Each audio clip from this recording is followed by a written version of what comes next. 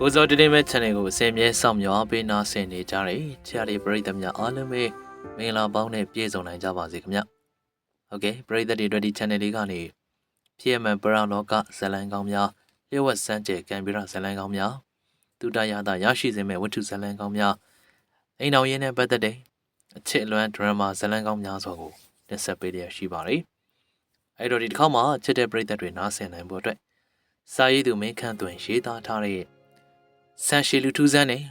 ရှေးဟောင်းမူလမှော်လို့အမည်ရတယ်စိတ်ဝင်စားဖွယ်ရာပရလောကနဲ့သက်ဆိုင်တဲ့ကံမီရာဝတ္ထုဇာတ်လမ်းကောင်းတွေအစအဆုံးကိုတင်ဆက်ပေးသွားမှာဖြစ်ပါတယ်။နားဆင်ခံစားအားပေးကြပါအောင်ခင်ဗျ။ကျွန်တော်ရဲ့ channel လေးကိုလည်း like and subscribe လေးနဲ့အားပေးထားဖို့မြတ်တာခံပါရစေခင်ဗျ။ဇာတ်လမ်းသစ်တွေတင်ဆက်တိုင်းမှာသိရှိနိုင်အောင်လို့လည်းဘေးနာနူဒီဘက်လေးကိုနှိပ်ပြီးတော့အားပေးထားဖို့မြတ်တာခံပါရစေ။ဟုတ်ကဲ့ဒါဆိုလို့ရှိရင်တော့ဇာတ်လမ်းလေးကိုအခုပဲနားဆင်ခံစားကြည့်လိုက်ရအောင်ခင်ဗျာ။ကဲဦးစံပွားကျုပ်တို့လည်းတထေးခိုင်းလို့လာရတာဆိုတော့စကားကိုလိုရင်းပဲပြောရအောင်ဒီမှာအတိုးနဲ့အရင်ပေါင်းလိုက်လို့ရှင်ခမရတို့တထေးစီကချီထားတဲ့ငွေရအခု30ချီနေပြီလူမိုက်ကောင်းဆောင်ဖိုးထုကပစိုးကိုခတ်တူပြင်ဝတ်ရင်နဲ့ခါးကြားကဓမြောင်ကိုထုတ်ပြီးကိုပြစ်ပေါ်ကိုဒုံခနဲ့စိုက်ချလိုက်တယ်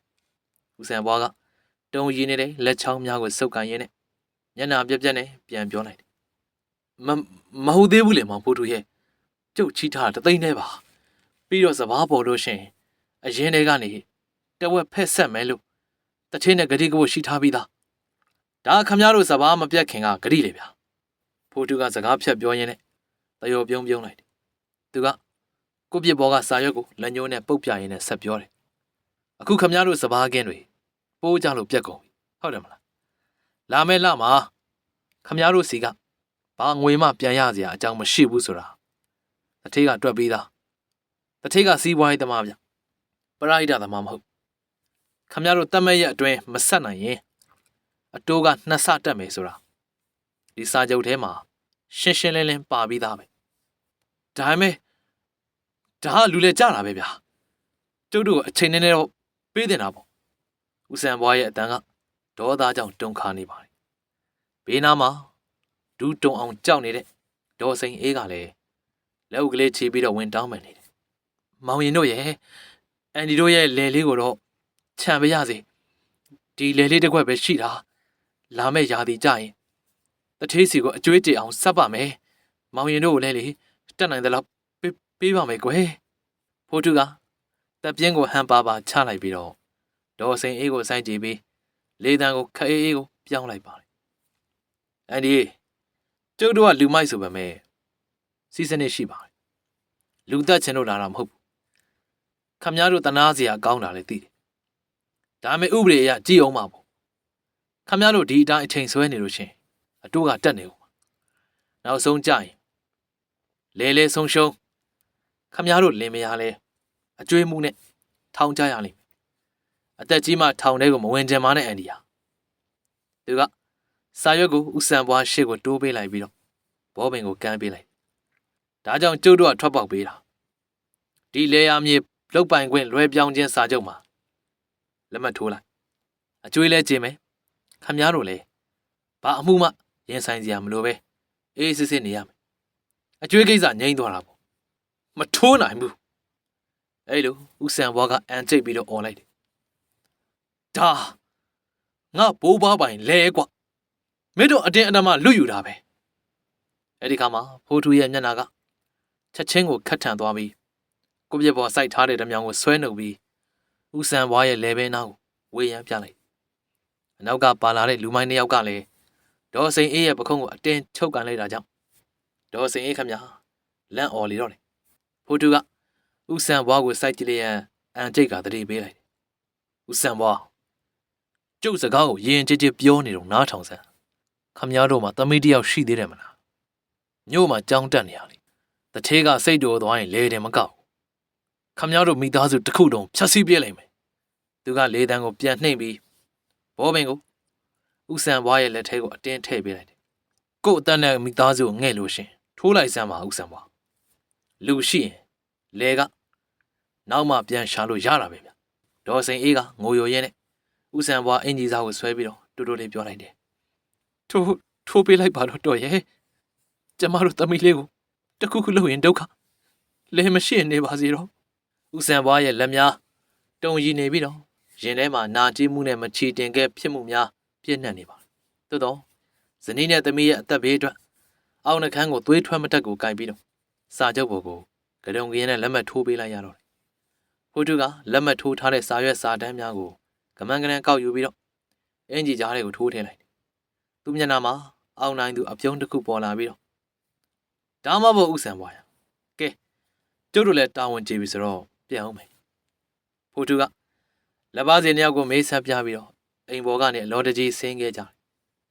ခြံဝင်းကအဝကိုအရောက်မှာဖိုးထုရှေ့ကနေခြေလန်းရက်သွားတာထက်ခြေလန်းလှမ်းဖို့ကြိုးစားပေမဲ့လည်းခြေထောက်တစ်ဖက်စလုံးမြေကြီးထဲကိုတန်မိုရိုက်ထားသလိုတစ်ချက်မြယုံမရဖြစ်နေခြင်းဖြစ်ပါဟဲ့ကောင်လေမင်းတို့ခြေထောက်တွေလှုပ်လို့ရလားဖိုးထုအတန်ကဝေခွဲမရဖြစ်ပြီးတော့ထွက်လာအကွေးကျုပ်ခြေထောက်တွေလည်းကြွလို့မရတော့ဘူးဗျာဟာဘာဖြစ်တာလဲမသိဘူးနောက်ကလူမိုက်နှစ်ယောက်လည်းမျက်လုံးပြူပြီးတော့ခြေထောက်ကိုအတင်းဆွဲနှုတ်နေကြတယ်မြေကြီးထဲကနေတစုံတစ်ခုကအတင်းကိုဆွဲချုပ်ထားသလိုမျိုးခြေဖွားကမြေပြင်ကနေလုံးဝခွာမရဖြစ်နေပါလေတူတစ်ခုလုံးရုတ်တရက်အေးဆက်တိတ်ဆိတ်သွားပြီးတော့ဘာလက်နဲ့မှမမြင်လိုက်ရပဲဖွေးခနဲ့ကိုလေအေးတစ်ချက်ဖိုးထုအနာကနေဖြတ်တိုက်သွားတယ်အဲ့ဒီချိန်ဖိုးထုရဲ့စူရှာလာတဲ့အော်တန်ကကွင်းပြင်တစ်ခုလုံးဟိမ့်ထွက်သွားတယ်ဖိုးထုရဲ့ညာဘက်လက်မောင်းကပခုံးစစ်ကနေပေါင်မုံတုံးကိုဓာတ်ထက်ထက်နဲ့လှိချလိုက်သလိုမျိုးပြတ်တောက်ပြီးတော့မြေကြီးပေါ်ကိုဘုတ်ခနဲ့ပြုတ်ကျသွားတယ်။သွေးများကပန်းထွက်လာပြီးဖိုးထုကမြပြတ်သွားတယ်လက်မောင်းငုတ်တုံကိုဖိပြီးတော့မြေကြီးပေါ်လူလိန်အော်ဟစ်နေတော့တယ်။အဲ့ဒီထိတ်လန့်စရာမြင်ကွင်းကိုအင်းရှိကိုပြစ်ပေါ်ကနေပွေ့ဖက်ပြီးတော့ကြည့်နေတဲ့ဦးစံဝါနဲ့ဒေါ်စိန်အဲ့တို့လင်မယားမှာကြောက်လန့်တကြားနဲ့မျက်လုံးပြူးသွားကြ။အမလေးတော့ဘာလို့ဖြစ်ကုန်တာလဲ။ဒေါ်စိန်အေးကဦးစံဘွားရဲ့နောက်ွယ်ကိုပုံရဲနဲ့တုံတုံကြီးရွရွတ်လိုက်ပါတယ်။ခြံဝင်းဝါမှာတော့ကြံတဲ့လူမိုင်းနှစ်ယောက်လည်းသွေးပြတ်ကုန်ပြီဖြစ်ပါတယ်။သူတို့ကခြေကြွားမရတဲ့ဂျားကနေနောက်ကိုလမ်းကျသွားပြီးဘေးနားမှာရှိတယ်။ဓာတ်ခုတ်ဖို့စိုက်ထားတဲ့တစ်ငုတ်ချုံကလူမိုင်းတစ်ယောက်ရဲ့ဘိုက်တဲတဲကိုစွတ်ခနဲ့စိုက်ဝင်သွားတော့တယ်။အဲ့ဒီလူမိုင်းမှာညဉ့်ညူတန်မြတာထွက်နိုင်ပြီးတော့မျက်လုံးအပြူသားနဲ့ချက်ချင်းပဲအသက်ပြောက်သွားတယ်။အခြားလူမိုက်တစ်ယောက်မှာကဲကြပါအောင်လို့အော်ဟစ်ပြီးတော့ကုန်းယုံထားဖို့ကြိုးစားနေတော့တစ်ဖက်မှာလက်ပြတ်သွားတဲ့ဝေဒနာကြောင့်ဖိုးထုတရားမြေကြီးပေါ်မှာတွားသွားရင်းနဲ့လွတ်မြောက်ရာကိုရှာဖွေနေမိတယ်။အဲ့ဒီချိန်မှာခြံဝင်းတောင်းမှာရှိတဲ့ကုတ်ကိုပင်ကြီးစီကနေဂျိန်းကျွတ်ဆိုပြီးတော့အကွဲတန်ကြီးထွက်ပေါ်လာတယ်။လေမတိုက်ပါပဲကုတ်ကိုပင်အိုကြီးမှာမြေအောက်ကနေကျွတ်ထွက်ပြီးတော့ဖိုးထုနဲ့ကြံနေတဲ့လူမိုက်တစ်ယောက်ရှိရာဘက်ကိုတဲမမက်လဲပြိုကျလာတော့တယ်။ဟာရှောင်းကြအောင်ဖိုးထုမျက်လုံးများပြူးကျဲသွားကအလန့်တကြားအော်ဟေးလိုက်ပေမဲ့လဲရှောင်းတိန်ဖို့ရာအတွက်ခြေထောက်ကကြွမရဘူးဝုန်းခနဲ့လဲပြိုကျတဲ့အတူကြီးမားလာတဲ့ကုတ်ကိုပင်ကြီးကမြေပြင်ပေါ်ရှိနေတဲ့ဖိုးထုနဲ့အော်ဟေးနေတဲ့လူမိုင်းနှစ်ယောက်တို့ရဲ့အထက်ကိုတဲ့ကြီးကိုပြီးကျသွားလိအယိုးကျေမွသွားတဲ့အတန်များနဲ့အတူလူမိုက်တွေရဲ့အော်တန်ကချက်ချင်းကိုငြိမ်သက်သွားပြီးတော့လေကွင်းပြင်တစ်ခုလုံးတိတ်ဆိတ်ချင်းကပြန်လဲစိုးမိုးသွားတော့တယ်ကိုပြစ်ပေါ်မှာတော့ဦးစံဘွားနဲ့ဒေါ်စိန်အဲ့တို့လင်းမယားနှစ်ယောက်မှာအချင်းချင်းတင်းတက်စွာဖတ်ထားရင်းနဲ့ခြံဝင်းဝါးကသွေးပြက်စရာမြင်ကွင်းကိုအန်အော့မှန်သက်စွာနဲ့ကြည့်နေကြရုံမှတပါဘာမှမလုပ်နိုင်ကြတော့ဘူးအဲ့ဒီရွာနဲ့မိုင်းနဲ့ငယ်ချတဲ့အရက်မှာဝါပင်များထူထဲစွာနဲ့ပေါက်ရောက်နေတဲ့ဝယုံတော်တစ်ခုရှိပါဝယုံတော်လမ်းကွေးတနေရာမှာတော့ရှာပါတည်ရှိနေတဲ့ရှေးဟောင်းဇီဒီတော်စုရှိပါဇီဒီမှာအုတ်ရောင်တို့မှေးမိန်ပြီးတော့ဟောင်းနှွမ်းအိုမင်းနေပြီးခေတ်ကာလဘလောက်ပင်ကြာမြင့်သည်ကိုပင်ခံမှန်းရခက်လာတယ်ဇီဒီရဲ့ရင်ပြင်ပေါ်မှာလူငယ်တယောက်ကြောက်ရွံ့ပေါ်မှာငြိမ်သက်စွာနဲ့ထိုင်ရင်းနဲ့ပရိစိတ်နေပါရင်ပြင်လို့ဆိုပေမဲ့လေတာမန်ဖျားများလို့တန်ရှင်းမနေပဲမျက်ရိုင်းကျဲပါယုံများသာနေရာရှင်းလင်းထားပါတယ်ပဝန်းကျင်တစ်ခုလုံးတိတ်ဆိတ်လွန်းလာတာကြောင့်လေတိုးဝဲချိန်တိုင်းဆဲလဲတန်းတချွင်ကပြန်လွင်လျက်ရှိပါရုတ်တရက်လူငယ်ရဲ့မှိတ်ထားတဲ့မျက်လုံးအစုံကဖြတ်ခနဲ့ပွင့်လာတယ်သူကတစုံတစ်ခုကိုအာယုံရလိုက်တယ်လို့အရက်မျက်နှာတစ်ခုစီကိုလှမ်းပြီးတော့စူးစိုက်ကြည့်လိုက်တယ်ရှေးဟောင်းမော်ပညာလားရှာပါပဲနှခမ်းပြားကနေတီတိုရေရွတ်တန်ထွက်ပေါ်လာတဲ့အချိန်မှာ သူ့ရဲ့မျက်ဝန်းအစုံမှာအလင်းတစ်ချက်ဖြတ်ခနဲ့ကိုတောက်ပါသွားတယ်။အဲ့ဒီနောက်လူငယ်ကဇီဒီတော်ကိုဥချကြောလိုက်ပြီးတော့လက်ထဲကပတိကိုလွယ်အိတ်လေးတွေကိုအသာပြန်ထည့်ပြီးတော့နေရာကနေထားရလိုက်တယ်။လူငယ်မှာဇီဒီကိုကြောခိုင်းပြီးတော့တော်လန်အတိုင်းကိုတလန်းချင်းရှောက်သွားတော့လေပြင်းတစ်ချက်အဝိမှာခါအထိဖြာကျနေတဲ့နတ်မောင်ရှေလျားလာတဲ့ဆန်တွေများမှာလေထဲမှာမျောလွင်သွားလေတယ်။လေကွင်းပြန်အဆက်ကခြံဝင်းလေးအတွင်းမှာတော့လူတန်ပွားစီနဲ့စူညံလို့နေတယ်။ရွာလူကြီးဥပမောင်နဲ့ရွာသားအချို့မှာလဲပြိုကျနေတဲ့ကုတ်ကိုပင်ကြီးနဲ့သွေးများအိုင်ထုံးနေတဲ့မြေပြင်ကိုကြည့်ရတဲ့မျက်နှာများပြတ်နေကြတယ်။ဗလာတောင်းရွာသားတူကတစ်ပင်ပြီးကရုပ်ပြက်ဆင်းပြက်ဖြစ်နေတဲ့လူမိုက်ဖိုးထူးတို့ကိုကြည့်ရတဲ့ရွာလူကြီးကိုလှမ်းပြောလိုက်တယ်။ဦးလေးပါမောင်လေပြင်းလည်းမတိုက်ငလင်းလည်းမလုပ်ပဲနဲ့ဒီအပင်ကြီးကအမြစ်ကနေကျွတ်ပြီးတော့ဘလို့များလဲသွားလဲမသိဘူးဗျာပြီးတော့ဖိုးထူးတို့အောင်ဘာလို့များမရှောင်နိုင်ကြပဲဒီအောက်မှာပြိနေရတာရွာလူကြီးဥပမောင်ကအဲ့ဒီလူငယ်ကိုလက်ကပြလိုက်ရင်းနဲ့ခဏငါလူတန်းကြောင်းစံဝါတို့လင်မယားကိုအရင်တေးသေးချာချာမေးကြည့်လိုက်အောင်မေသူကကိုပြစ်ပေါ်မှာကြောက်လန့်တကြားထိုင်နေတဲ့ဦးစံဘွားတို့လင်မယားစီကိုခက်သွက်ရှောက်လာခဲ့ကိုစံဘွားကျုပ်ကအမှန်တိုင်းပြောစမ်းပါဒီလူမိုက်တွေခမည်းတော်စီကိုလာပြီးတော့ကြွေးတောင်းတယ်ပြီးတော့စာချုပ်မှာအတင်းအဓမ္မလက်မှတ်ထိုးခိုင်းတယ်ဟုတ်လားအဲ့ဒီနောက်သူတို့ပြန်ဖို့အလုပ်မှာဘာလို့ဆက်ဖြစ်တာလဲဦးစံဘွားက6ကတ်နေတဲ့နှကန်းတွေကိုရှာနဲ့တက်ရင်နဲ့တုံတုံကြီးပြန်ဖြေးပါတယ်ကျုပ်လည်းတည်တည်ချာချာမသိဘူးရွာလူကြီး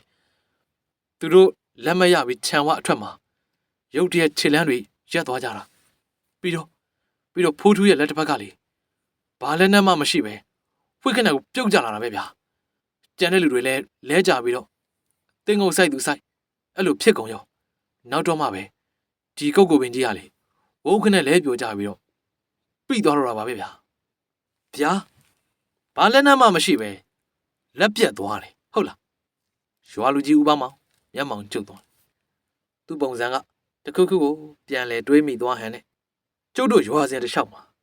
ဒီလိုအဖြေရှာမရပဲတေးတာတွေများနေအရင်လားကလည်းမယန်းကုန်းဘက်မှာဓမြနှစ်ယောက်ကြောက်တုံးပြီးတော့တေးနေတာအဲ့လိုသတင်းတွေကြားရတယ်ဒါတွေကနာမည်ကြီးနေတဲ့မော်သခင်ဆိုတဲ့လူရဲ့လက်ချက်များလားရွာလူကြီးရဲ့စကားထဲမှာမော်သခင်ဆိုတဲ့နာမည်ပါလာတာနဲ့ပဝန်းကျင်ကစူညံတံများချက်ချင်းကိုတိတ်ဆိတ်သွားတယ်ရွာသားအချို့ရဲ့မျက်နှာထက်မှာလဲလေးစားယိုတင်မှုအရေးအယောင်တွေထင်ဟပ်လာခဲ့ဒီလူမိုက်တွေကသူတို့တထေးခိုင်းလို့လာလို့တာအခုတော့ကံကြမ္မာက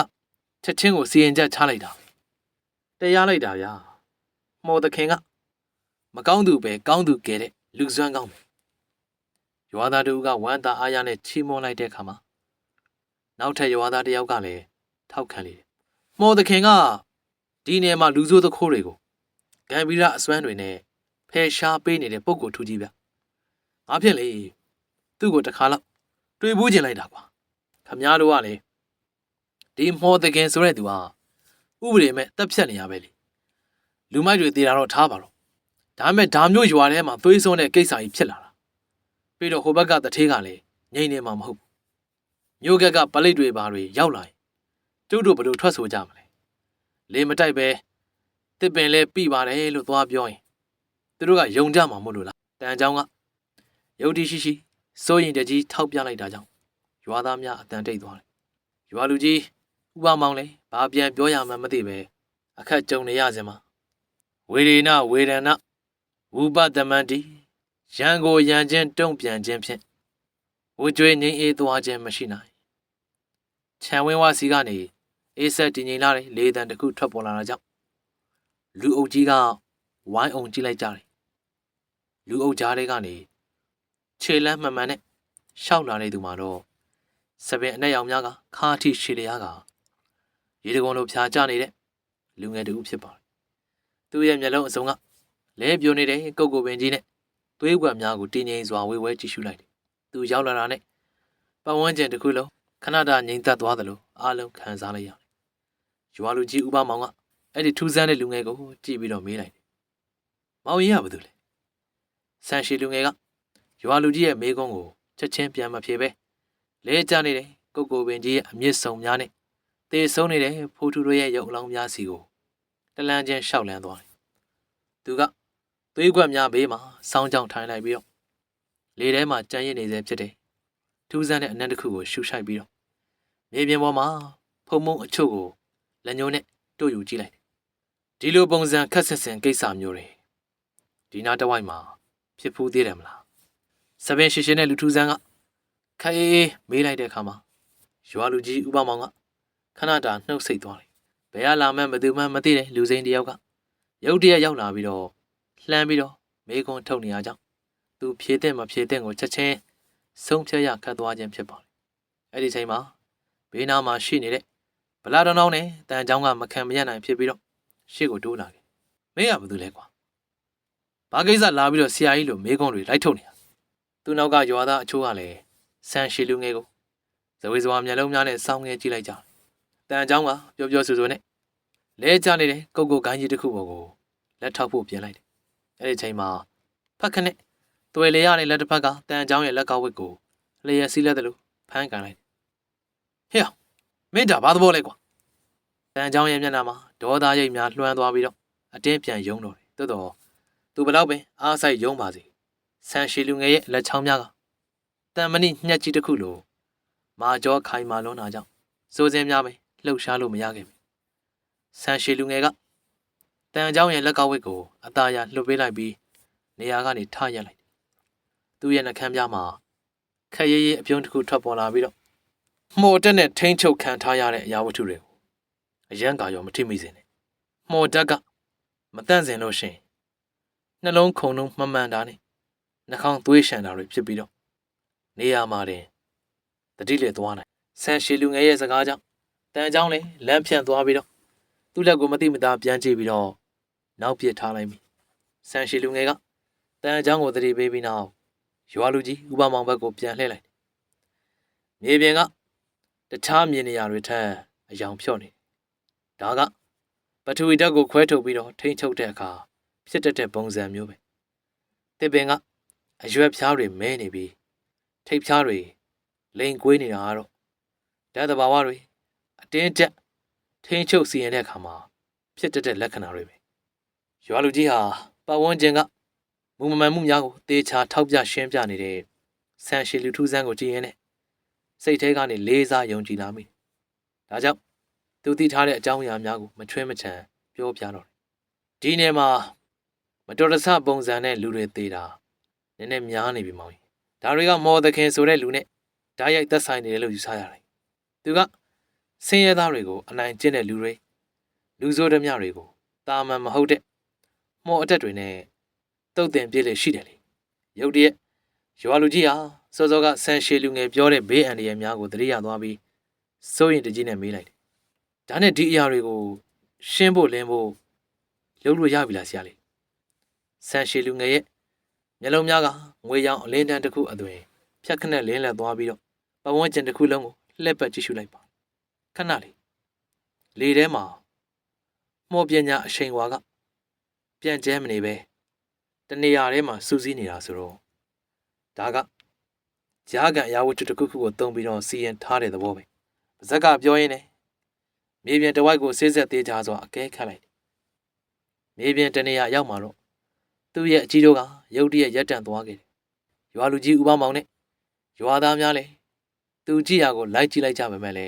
ဘာမှထူးထူးခြားခြားမမြင်မိကြတယ်ဆရာလေးဘာတွေ့လို့လဲရွာလူကြီးကဆန်ရှည်လူငယ်ရဲ့အနားကိုတိုးကပ်ပြီးတော့တီးတိုးမေးလိုက်တယ်လူငယ်ကတနေရာကိုလက်ညှိုးထိုးပြလိုက်ရင်သဘာဝတရားရဲ့မူမမှန်မှုကိုရှာဖွေဖို့ကပိုးမွားတရိษံလေးတွေကအမြဲတမ်းအဖြစ်ပေးတတ်တယ်လေသူလက်ညှိုးညွှန်ပြတဲ့နေရာမှာတော့မြက်ပင်လေးများကမတိမတာညှိုးနွမ်း၆သွင်းနေပြီးတော့၎င်းပေါ်မှာလိပ်ပြာနဲ့ပိုးမွားကောင်လေးများအသက်မဲ့စွာသေဆုံးနေကြသည်ကိုထူးဆန်းစွာတွေ့လိုက်ရတယ်ဆန်ရှည်လူငယ်ဟာရှေ့ကိုတလန်းချင်းရှောက်လန်းရင်းနဲ့လေကွင်းပြင်နဲ့ဆင်းသွားလိုက်တယ်လေကွင်းတနေရာအရောက်မှာသူ့ရဲ့ခြေလမ်းများရက်တန့်သွားတယ်သူ့နောက်ကနေလိုက်လာကြတဲ့ရွာသားများလည်းအလိုက်တဲ့ရက်လိုက်ကြပါမယ်လေအဲ့ဒီနေရာမှာဘာမှရှိမနေသည်ကိုသာတွေ့ရရွာလူကြီးကနားမလဲနိုင်ဟန်နဲ့မေးလိုက်တယ်ဆရာလေးဘာများဖြစ်လို့လဲ သူအခေါ်အဝေါ်မှာတိတိတသားပြောင်းလဲသွားတယ်ဆန်ရှည်လူငယ်ကခြေပြားအောက်ကမြေပြင်တနေရာကိုစူးစိုက်ကြည့်လိုက်ရင်လည်းမှုတ်ပညာနဲ့စီရင်ထားတဲ့ကြားကန်အရာတွေရှိတဲ့နေရာမှာဓာတ်သဘာဝလှုံ့ဆော်မှုကြောင့်အပူအေးကတာမန်ထက်ဖျို့ဖျက်ဖြစ်နေလိမ့်မယ်ဒီနေရာကိုတူးလိုက်ပါဦးလေရွာလူကြီးကချက်ချင်းပဲရွာသားတယောက်ကိုပေါက်တူးနဲ့တူးခိုင်းလိုက်တယ်တထောင်ခန့်မြတူးပြီးနောက်မှာမြေကြီးတွေကနေပြီးတော့ကြောက်ပြားလေးတစ်ခုထွက်ပေါ်လာလေတယ်အဲ့ဒီကြောက်ပြားမှာပုံမှန်ကြောက်ပြားအမျိုးအစားပင်ဖြစ်တော်လဲ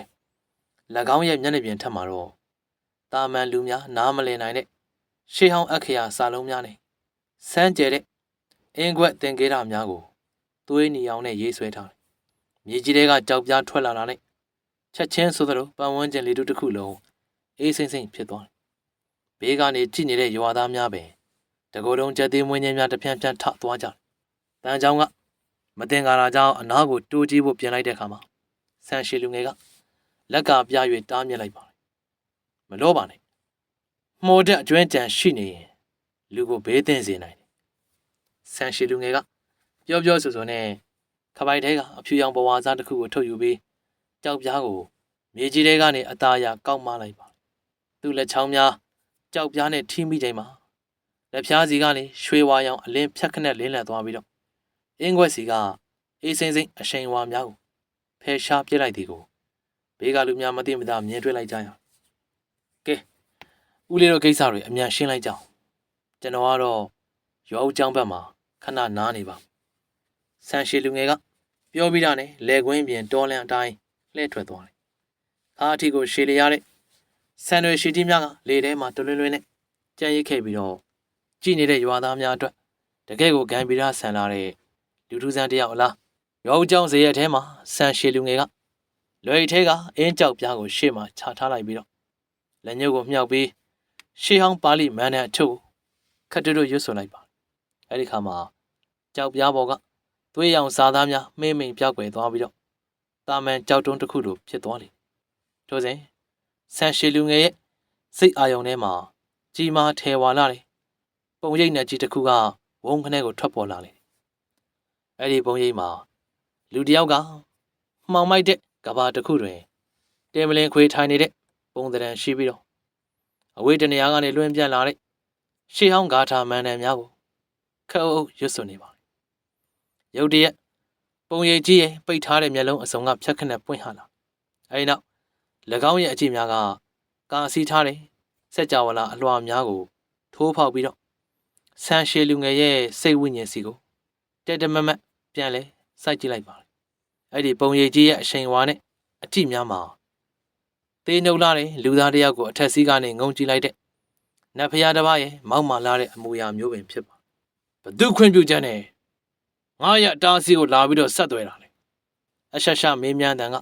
ဟိန်ထွက်လာပြီးတော့ဆန်ရှည်လူထူးဆန်းရဲ့ပတ်ဝန်းကျင်မှာရှိတဲ့လေထုမှာတစုံတစ်ခုနဲ့ပိတ်လောင်ခံလိုက်ရတယ်လို့တင်းကျပ်သွားတယ်တာမန်လူသားဆိုလို့ရှိရင်ရင်ဘတ်တစ်ခုလုံးအစမတန်ဖိသိက်ခံရပြီးနေရာမှာရင်အသက်ရှူရပြီးတော့သွေးအံလဲကျသွားနိုင်တယ်။အဲ့လောက်ထိကိုပြင်းတဲ့ဖိအားမျိုးဖြစ်ပါ။သို့တော့ဆန်ရှည်လူထူးဆန်းမှာအနှဲငယ်မျှပဲ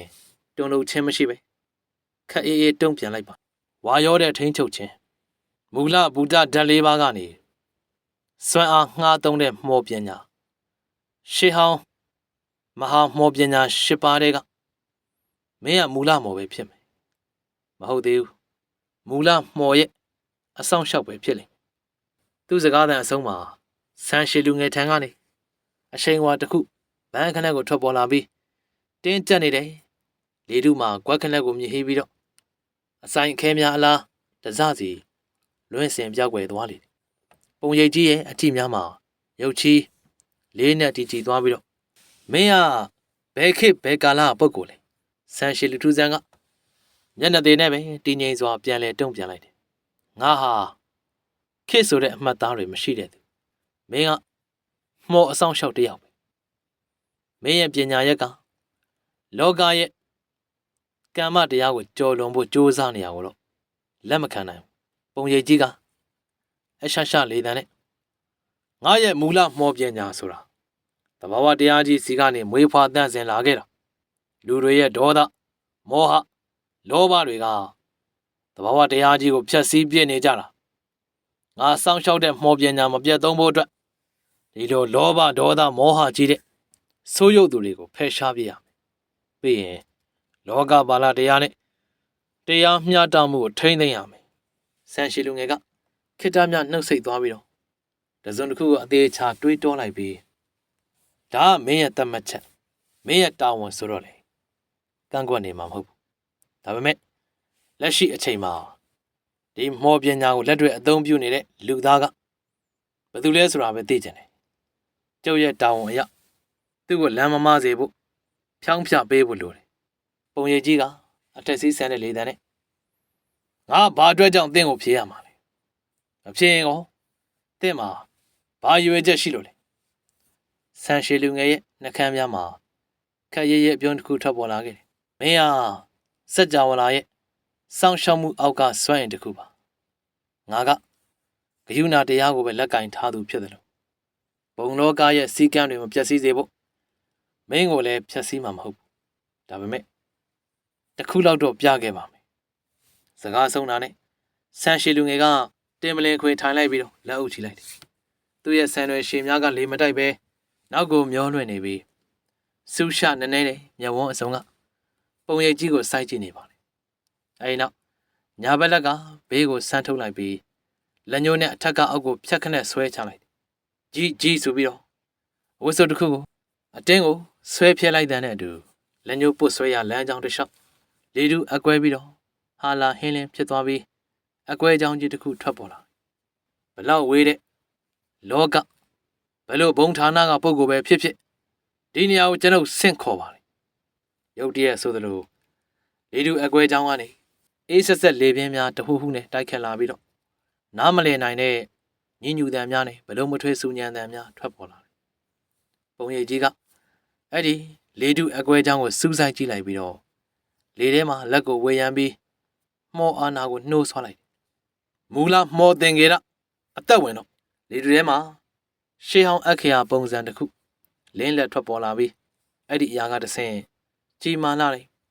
ငှက်ကြီးတစ်ကောင်ရဲ့ပုံသဏ္ဍာန်ဖြစ်တည်လာငှက်ကြီးကစူးရှားစွာအော်မြည်လိုက်ပြီးတောင်ပံကိုတစ်ချက်ခတ်ပြီးဆန်ရှည်လူငယ်ထံကိုတရှိန်ထိုးပြေးဝင်တိုက်ခိုက်တော့တယ်ဆန်ရှည်လူထူးဆန်းကတော့တင်းငိမ်အေးဆက်တဲ့မျက်နှာထားနေတာအဲ့ဒီငှက်ကြီးကိုစိုက်ကြည့်နေပါတခဏအတွင်းမှာပဲငှက်ကြီးကသူ့ရှင်းမောက်ကိုရောက်ရှိလာပြီးတော့တန်မဏိလိုလက်သေးများနဲ့ကုတ်ဆွဲဖို့ပြင်လိုက်တယ်အဲ့ဒီချိန်အကွဲကြောင်ကြီးတွေကနေတုံလုတ်ဖွေရဟင်းဟောင်းတန်ကြီးနဲ့အတူမဲမောင်နဲ့အရေးတစ်ခုကဝုန်းခနဲ့ခုံထွက်လာပြီးငှက်ကြီးကိုဝင်ရောက်တိုက်ခိုက်လေအကွဲကြောင်ကနေခုံထွက်လာတဲ့အရာရဲ့တိုက်ခိုက်မှုများမှာရုံရင်ကြမ်းတမ်းဆန်လွန်းလာတယ်အချိန်တခဏအတွင်းမှာပဲမော်သင်္ကေရနဲ့ဖန်ဆင်းထားတဲ့ငှက်ကြီးမှာတစားစီကျေမွပျက်စီးသွားရရှာတယ်တိုက်ပွဲဖြစ်ပွားရာနေရာမှာလေထဲမှာမိဘွားစားများလွင့်ပြန်နေပြီးတော့တရဝါတကောင်ရဲ့ပုံရိပ်ကမမတ်ရက်ကြံနေခဲ့တယ်အဲ့ဒီတရဝါမှာနေရဲတောင်းလောင်နေတဲ့မျက်လုံးအစုံနဲ့အနက်ရောင်ခွေးကောင်းကြီးရှိပြီးတော့ခန္ဓာကိုယ်မှာခရမ်းရောင်အသားအရည်နဲ့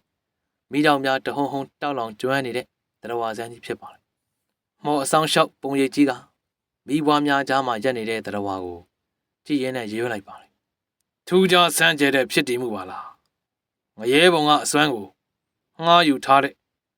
တာလွန်မနှုတ်တာပဲအဲ့ဒီနောက်ဆန်ရှည်လူထူးဆန်းကိုလေးနဲ့တဲ့မျက်ဝန်းများနဲ့စိုက်ကြည့်လိုက်ပြီးတဲ့အခါမှာပုံရိပ်ကြီးမှာလေတူထဲမှာတစားစီကွဲအပ်ပြီးပျောက်ကွယ်သွားတော့တယ်ကျွန်ုပ်အားလာရောက်ကူညီသူမိသည့်ဘုံဌာနေလောကမှာဖြစ်စေနတ်မင်းကြီး၄ပါးကိုတိုင်တည်၍ဖြစ်စေကောင်းမွန်စွာပြန်လည်ပို့ဆောင်ပါကုန်၏ဆန်ရှည်လူထူးဆန်းမှာဂါရအချုပ်ကိုရိုးလျက်သက်ဆိုင်ရာနေရာကိုပြန်လည်ပို့ဆောင်ပေးလိုက်လေတယ်တာလွန်မနှုတ်သမကောင်းဆိုဟာလဲဆန်ရှည်လူထူးဆန်းကိုတစ်ချက်စိုက်ကြည့်လိုက်ပြီးတော့ခေါင်းကိုခက်ဆက်ဆက်ညှိပ်ပြပြီးအကွဲကြောင်ကြီးတဲ့ကိုပြန်လည်ဝင်ရောက်ပြောက်ကွယ်သွားတယ်ဇရက်ပေါ်မှာတင်မလင်ခွေထိုင်နေတဲ့လူငယ်ရဲ့မျက်ဝန်းများကတော့တဖြည်းဖြည်းချင်းပြန်ပွင့်လာသူ့ရဲ့မျက်နှာမှာပဂရိတည်ငြိမ်လျက်သာရှိနေပြီးတော့လက်ထဲကကြောက်ပြားလေးကိုမြေပြင်ပေါ်ကိုအသားအရလွှင့်ပစ်လိုက်ပါတယ်အဲ့ဒီချိန်မှာအနားကိုချင်းကပ်လာတဲ့လူရိပ်တစ်ခုကြောင့်ဆန်ရှည်လူငယ်ကောင်းမောကြည့်လိုက်တယ်ချင်းကပ်လာသူမှာခါဝဲကတုံးနဲ့နန်းငယ်ပိုင်းအဖြူစလွယ်တိုင်းပတ်ထားတဲ့ရွာဦးကျောင်းက ဖိုးသူတော်လေးတူပဲဆရာလေးကိုရွာလူကြီးကလိုအပ်တာလေးတွေစီစဉ်ပေးဖို့မှားလိုက်လို့ပါဗျာဖိုးသူတော်လေးကရိုးရိုးသေးသေးပြောဆိုရင်းနဲ့လက်ထဲမှာကိုင်းဆောင်ထားတဲ့စွန်ချမ်းကိုတစ်စင်ချင်းဖြုတ်ပြီးတော့ခင်းချင်းချပြီးထမင်းပူနဲ့ဟင်းလျာချို့မြေပဲကြော်နဲ့အတိုးမြုပ်အစုံအလင်ကိုတိတိကျကျပြင်ဆင်လာခြင်းဖြစ်ပါတယ်ဆန်ရှိလူငယ်စားတောက်နိုင်ဖို့စွန်ဟင်းခွက်များကိုအစီအီပြင်ပေးနေရင်ကနေတစုံတစ်ခုကိုတတိယသွားဟန်နဲ့ဖိုးသူတော်လေးကသူ့ရဲ့နှစ်ဖူးကိုလက်ဝါးနဲ့ဖက်ခနဲ့ကိုပြန်ရိုက်လိုက်ပါတယ်အာဆရာလေးခဏစောင့်ပါအောင်ဗျာကျွန်တော်ကြောင်းပေါ်ကနေစပွဲဝိုင်းလေးသွားယူလိုက်အောင်မယ်ဆန်ရှိလူငယ်ကပြာတလဲဖြစ်နေတယ်ဖိုးသူတော်လေးကိုလက်ကပြလိုက်ရင်းနဲ့နေပါသေးသူတော်လေးရဲ့ဒီတိုင်းလဲအဆင်ပြေပါတယ်မဟုတ်ဘူးတကားလေးခဏလေးပဲစောင့်နော်ဆရာလေးဖိုးသူတော်လေးကခေါင်းကိုအတင်းခါရမ်းညင်းဆန်ရင်းနဲ့ဇရက်ပေါ်ကနေဆင်းပြီးကျောင်းဆောင်ကြီးဘက်ကိုတုတ်ချစ်တင်ပြေးသွားတော့တယ်ဆန်ရှိလူငယ်ကတော့ပြေးလွှားသွားတဲ့အဲ့ဒီကောင်လေးကိုကြည့်ပြီးတော့ဇရက်မိုးအောက်မှာခရီးပြုံးလေးရဲ့ကြံရိတ်ခက်လေနောက်နေ့မနက်ခင်းကိုရောက်တဲ့အခါမှာရွာလူကြီးဥပမောင်တယောက်ဆန်ရှိလူငယ်ရှိရာရွာဦးကျောင်းဇရက်စီကိုရောက်ရှိလာခဲ့သူ့ရဲ့ဘေးမှာဗလာတောင်တော့လူငယ်တန်ချောင်းလဲအတူလိုက်ပါလာတယ်ရွာလူကြီးကဇရက်ထဲကိုဝင်ထိုင်လိုက်ပြီးတော့တန်ချောင်းဘက်ကိုမျက်နှာမူပြီးတော့မောင်တန်ချောင်းဟာဆရာလေးကိုမနေ့ကသူပြောမှဆိုမှရှိခဲ့တာတွေအတွက်ဝင်ချတောင်းပန်ကျင်တော့တယ်ဗျာတန်ချောင်းကရှေ့ကိုခက်ရွရွတိုးကပ်လာပြီးတော့ခြေစုံဥချပြီးကြော့ပြီးတာနဲ့မျက်နှာငယ်လေးနဲ့ဆရာလေးကျွန်တော်မသိနားမလဲပဲစော်ကားမိတာတွေကိုအပြစ်မြူပါနဲ့ခင်ဗျာရပါတယ်ဒါမသိလို့ဖြစ်တတ်တဲ့သဘောပါပဲစိတ်ထဲမှာထားမနေပါနဲ့ဆန်ရှိလူငယ်ရဲ့ခွင့်လွှတ်စကားကြောင့်တန်ချောင်းလဲဟုတ်ကဲ့ပါဆရာလေးလို့ဆိုပြီးရွာလူကြီးရဲ့ဘေးနားကိုပြန်ရွှေ့ထိုင်လိုက်တယ်ရွာလူကြီးဥပမောင်ကဆရာလေးမနေ့ကဖိုးသူတော်လေးလိုအပ်တာတွေလာပြီးတော့စီစဉ်ပေးရလားဘာများထပ်ပြီးတော့လိုအပ်သေးလဲမေးမြန်းရင်းနဲ့ပဲတပြင်းအရှိကြီးတစ်ချက်ကိုမှုတ်ထုတ်လိုက်ပါမနေ့ကဖိုးထုတို့တည်တဲ့ကိစ္စနဲ့အစစ်စစ်ခံဖို့မျိုးကပလိပ်တွေပါတွေအကြောင်းကြားရအလောင်းတွေရှင်းလင်းရနဲ့အလုတ်ချုပ်နေတာမိုးလင်းသွားမှန်းတော့မှမသိလိုက်ဘူးဆရာလေးဆန်ရှည်လူငယ်ကခေါင်းငိတ်နားထောင်ရင်းနဲ့မနေ့ကဦးလေးပြောသွားတဲ့မော်သခင်ဆိုတဲ့လူအကြောင်းကဘာများလဲသူ့ကိုအသေးစိတ်လေးပြောပြပါဦးအဲ့လိုမေးမြန်းလိုက်ပါတယ်ဆန်ရှည်လူငယ်ကမော်သခင်ဆိုတဲ့အမည်နာမကိုတက်ပြီးတော့မေးလိုက်တာနဲ့ဥပမောင်ရဲ့မျက်နှာမှာချက်ချင်းဆိုသလိုလေးနဲ့တည်ကြည်သွားပါတယ်ဘေးပညာကိုသစိမ်းများရှိမရှိလှက်ပတ်ကြည့်ရှုပြီးနောက်ဆန်ရှည်လူငယ်ရဲ့အနားကိုတိုးကပ်သွားတယ်ဆရာလေးဒီဇရက်ပေါ်မှာဒီအကြောင်းတွေပြောလို့တကယ်ရောအဆင်ပြေပါမလားဗျာလေတဲကနေတဆင့်ကြားသွားမှာစိုးလို့ဆန်ရှည်လူငယ်ကစိုးရိမ်နေတဲ့ရွာလူကြီးကိုကြည့်ပြီးတော့ခက်ရဲပြုံးလိုက်ရင်မစိုးရင်ပါနဲ့ဒီဇရက်တစ်ဝိုက်မှာဆိုင်ရာပိုင်ရာတွေနဲ့စီးချထားပြီးသားပါကျုပ်တို့ပြောတာဘယ်သူမှမကြားနိုင်ပါဘူးအဲ့ဒီခါမှရွာလူကြီးဥပမောင်လဲရင်ထဲကအလုံးကြီးကျသွားသည့်အလားစိတ်ချလက်ချနဲ့တပြင်းချပြီးတကယ်တော့အဲ့ဒီမော်သခင်ဆိုတဲ့လူကလူဆိုးလို့ပြောရခက်သားပြဆရာလေးသူကမကောင်းတဲ့လူတွေတခိုးဓမြတွေနဲ့အနိုင်ကျင့်တဲ့တထေးတွေကိုပဲပြစ်မှတ်ထားပြီးတော့နှင်းလေးရှိတာဒီနာတစ်ဝိုက်ကရွာစဉ်တကြောမှာတော့မော်သခင်ကိုမကောင်းသူပဲကောင်းသူကဲတဲ့လူစွမ်းကောင်းကြီးအဖြစ်အားလုံးကကိုယ်ဝယ်အားထားနေကြတာဦးလေးရောသူ့ကိုမလေးစားမိဘူးလားရွာလူကြီးဥပမောင်ကဆန်ရှည်လူငယ်ရဲ့အမေကြောင့်ခဏမျှမှင်သက်သွားပြီးနောက်ခေါင်းကိုခတ်တွတ်ခါရမ်းလိုက်တယ်ခတ်တော့ခတ်နေပြီဆရာလေးကျုပ်လဲလေတာမန်လူသားတစ်ယောက်ပဲလေသမားတွေဆင်းရဲသားတွေကိုအနိုင်ကျင့်တဲ့လူမိုက်တွေအခုလိုဝစ်လဲသွားတာကိုမြင်ရတော့ဝမ်းသာမိတာတော့အမှန်ပဲဗျာလူဆိုးတွေသေးတာကိုဘယ်သူကဝမ်းနဲ့နေမှာလဲဒါပေမဲ့ဥပမောင်ကစကားကိုဖြတ်လိုက်ပြီးတော့ဇရက်အပြင်ဘက်ကလေကွင်းပြင်ဆက်စီကိုငေးမောကြည့်ရှုလိုက်ပါတခါတခါများလာတဲ့အခါမှာတော့ဒါကနီးလန်းမကျသလိုခံစားလာတယ်တချို့လူဆိုးတွေကြသေရလောက်အောင်အထိကိုအပြစ်ကြီးကြီးမားမားကျူးလွန်မထားဘူးလေပြီးတော့ရွာလူကြီးကဆက်မပြောဘဲစကားစားကိုခဏရပ်ပြစ်လိုက်တယ်စိုးရင်စိတ်ကြောင့်တုံရင်နေတဲ့ရွာလူကြီးရဲ့မျက်နှာအမူအရာကို